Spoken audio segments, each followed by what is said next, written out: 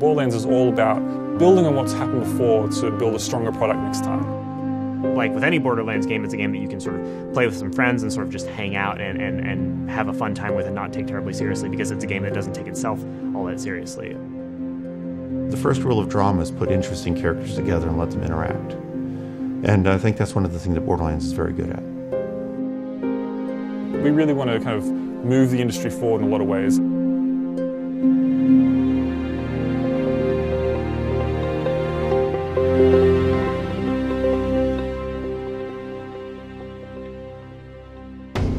A lot of the things that were still kind of lingering that just needed to get out of us after we'd finished Borderlands 2 were able to get into Borderlands, the pre-sequel. Between Borderlands 1, we just had a huge number of weapons.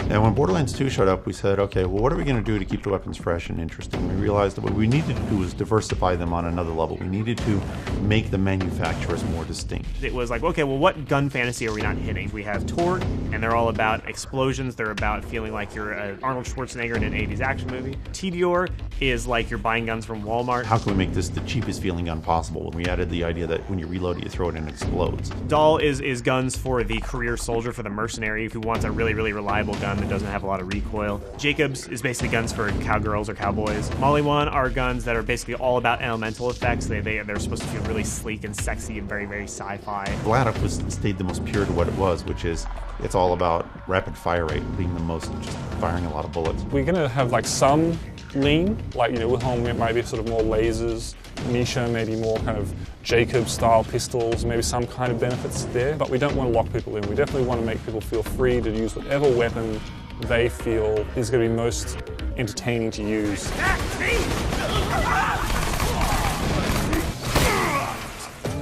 I don't know how they managed to get 2 Borderlands games in and not have lasers. The opportunity for us to be the guys that bring lasers to Borderlands, it's awesome. So laser guns are in and of themselves an entire weapon type. So there's 4 main manufacturers that have laser weapon types. As you move between the different laser manufacturers, it completely changes the type of weapon. Another one is the traditional Ghostbusters style beam weapon. Dahl is the blaster style, so think of your Star Wars Stormtrooper. Hyperion is more kind of like a railgun, so single shot, high damage, very accurate. And Tediore is kind of like a split beam, kind of like a laser shotgun. Elemental effects apply to all the weapons, so you can totally get a cryo laser where you're shooting at an ice beam, freezing a guy and shattering him in one go. Every laser has a different identity, just similar to Borderlands 2, that makes finding new ones an exciting experience. Our creative director, if we ever have a meeting that isn't about lasers, I think he actually gets a little tear in his eye. He's so excited about lasers whenever we talk about them. It's really fun for me to play a game where I'm playing a Borderlands game and finding guns that I don't know what they're going to do before I pick them up.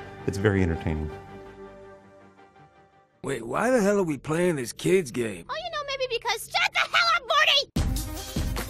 Fans are probably pretty knowledgeable about Borderlands and post-launch support, and this game's going to be no different. We're sort of talking a little bit about what else we could do. We want to have some more content-based DLC. We sort of want to.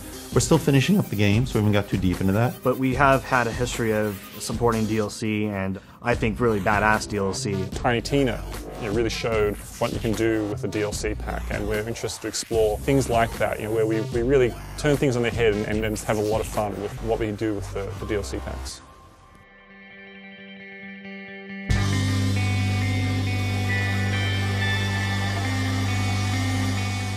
There's 2 things. There's 2 things that make Borderlands special. And one of them is math. You can figure out fun with math. There's a lot of the design, a lot of the gameplay, a lot of what happens is understanding where the fun is in the numbers. Borderlands is a surprisingly awesome and successful franchise, and I can say that because I didn't work on the first game. I just really, really enjoyed it as a player. Even then, I sort of felt like there was something special here. There's something that the guys that made this game latched onto that was just smart as hell and really unpretentious. One thing I've learned in my career making video games is when you're working with a group of talented people, whatever they're most passionate about, they're going to make it great. One of the most important aspects of the development of this was to let the folks that are creating the game be part of the process. So it's really interesting collaboration. It's been interesting. This project has evolved a lot since it's originally started, and people have gotten more excited as we've seen what it's grown into. Then it's like, wow, we're making a full-on real Borderlands game, which is, to people like me who are huge fans of the franchise, it's just really exciting. It's just great to see the fruits of our labour kind of really coming together. We're just getting to the point where it's really excited and we just can't wait to kind of get it out there and see what the public thinks. My hope is when we've launched Borderlands the pre-sequel, that maybe between our own minds and the people now down in 2K Australia, maybe some new exciting ideas will emerge for the future. And that is thrilling. It's the passion and the craziness and the freedom of the people who work here and letting them take this universe and make it their own, every one of them.